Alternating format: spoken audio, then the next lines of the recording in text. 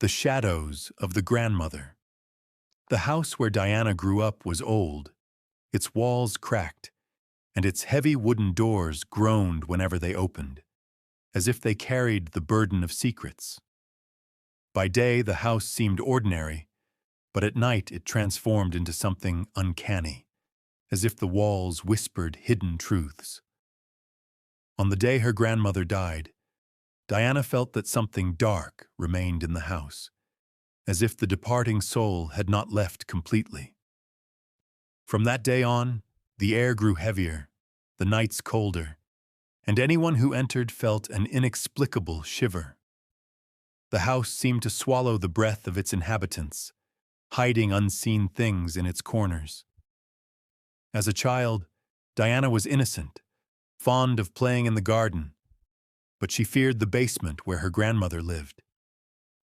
In that dim room, the grandmother kept an old wooden chest, never allowing anyone to touch it. Whenever Diana approached, she felt a strange chill, as if something repelled her. She didn't understand why, but she knew that room was unlike the others. After her grandmother's death, the chest remained sealed, holding a dark secret waiting to be uncovered. Years passed, and Diana grew older, but the house still carried its mysteries. One night, while studying, she glimpsed a shadow moving slowly near the door. She turned quickly, but found nothing. Her heart raced, yet she tried to convince herself it was an illusion. But the shadow returned night after night, each time clearer, until she saw the figure of an old woman staring at her from afar, her grandmother's face, unmistakable. When Diana told her family, they dismissed her fears. They said she was tired or influenced by the stories she read. But the shadows did not stop. They followed her even in daylight. She saw her grandmother's reflection in mirrors, felt her presence behind her in the hallways. Fear consumed her, robbing her of sleep, and with every denial from her family, the shadows grew stronger, feeding on disbelief. The mirrors became the most terrifying objects in the house. Whenever Diana looked, she saw not herself, but her grandmother's reflection. Clear features, unyielding eyes, watching from another world. She tried to avoid mirrors, but every room had one. Over time, she felt the entire house was watching her, and she was never truly alone. Her dreams turned into nightmares. At first, they were strange images, but soon they became vivid scenes. She saw her grandmother seated before a black book, lighting candles and chanting incomprehensible words. She saw distorted faces of people in pain and realized her grandmother had practiced sorcery, harming others. Each dream left her drained, as if she had lived through a real nightmare. In one dream, she found herself in a dark room she had never seen, yet felt it belonged to their house. The walls were covered in strange writings. Black candles flickered, casting eerie shadows. Her grandmother sat hunched, trembling hands flipping through the black book. The words she muttered weighed heavily on Diana's heart, like incantations from another realm. Around her were twisted faces, crying, reaching out for help. Diana realized these were not mere dreams, but memories of her grandmother's rituals, lingering in the house. Terrified, Diana decided not to remain a prisoner of fear. That night, she sat in her room, clutching the Quran by her bed. She began reciting Ayat al-Kursi, her voice trembling, each word like a blade cutting through the dark. Suddenly, the air shifted, and the shadows retreated slightly. But they did not vanish. They grew angrier. She heard her grandmother's voice hiss, "You cannot escape me." Tears streamed down Diana's face, but she raised her voice, defying the unseen presence. The next day, the house itself seemed to rebel. Doors slammed shut on their own. Windows rattled violently. Heavy footsteps echoed in the halls. Even small objects, chairs, framed pictures, seemed to move subtly, watching her. Every corner carried menace. Every room became a trap. The house was no longer a home, but a living nightmare. Her grandmother had not died. She had become part of the walls, breathing through them. Diana began to doubt herself. Was she imagining it? Had she lost her mind? She sat before the mirror, staring at her face, whispering, "Am I truly seeing this or inventing it?"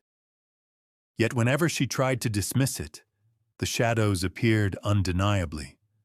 She felt trapped between madness and faith, knowing deep inside that this was no illusion. The Quran was her only refuge. That night, she sat in the center of her room, Quran in hand, darkness pressing in. She felt the walls closing, the air thickening. She recited aloud, her trembling voice growing stronger with each verse. The words became light, piercing the gloom. The shadows faltered, shifting uneasily, searching for a way back. Diana realized the Quran was not mere words, but a fortress against evil. In another dream, her grandmother appeared, furious, eyes glowing like embers. "You cannot escape me. This is our house, our blood," she snarled. Diana trembled, but she did not yield. She recited the protective chapters. "Say, I seek refuge in the Lord of the Dawn. Say, I seek refuge in the Lord of mankind." The words flew like arrows, the darkness cracked, and her grandmother screamed, dissolving into shadow. Diana awoke, certain now that the Quran was her weapon.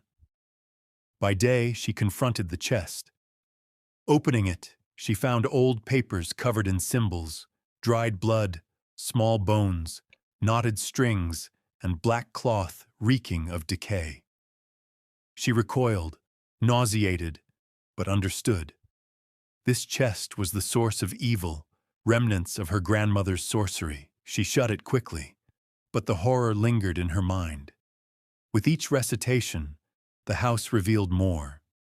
Symbols etched faintly into walls, stains beneath the floors, remnants of rituals hidden in corners. The house was not a dwelling, but a prison of sorcery. Diana resolved to cleanse it. She sat in the center, reciting Surah al-Baqarah in full. Her voice rose, verses filled the house with light. The walls trembled, shadows shrieked, windows burst open as if fleeing. The battle reached its peak, light overpowering darkness. When she finished, the house sighed, releasing a long groan, then fell silent. Days of persistent recitation followed. Her dreams changed. No longer did she see her grandmother laughing. Instead, she saw her screaming, dissolving into blackness. The voices vanished. The house grew calm. Even the air felt lighter, as if freed from a heavy burden. Diana knew the battle was won, though the scars remained. She gathered her family, telling them everything: the dreams, the chest, the rituals, and how the Quran saved her. At first they doubted, but they saw the change in the house, the peace restored. Some wept, others sat in stunned silence. All realized this was no fantasy, but a dark truth Diana had faced bravely. She warned them, sorcery and witchcraft are paths to ruin, opening doors that cannot be closed. Her grandmother had been lost to it, leaving behind a legacy of darkness that nearly consumed them. She urged them to cling to Islam, to prayer, to the Quran. She reminded them that the Quran is light that dispels shadows, and prayer is the fortress protecting hearts from whispers. To stray from God is to surrender to demons. Salvation lies only in closeness to Him. The story ended in peace, but its message endured. No matter how strong the darkness, the light of the Quran is stronger. sorcery brings only destruction. Diana learned that faith is the true weapon, and those who abandon God leave themselves prey to shadows. The house was calm again, but the memory of those nights remained etched in her heart, a lasting warning against sorcery, and an eternal call to Islam, prayer, and the Quran.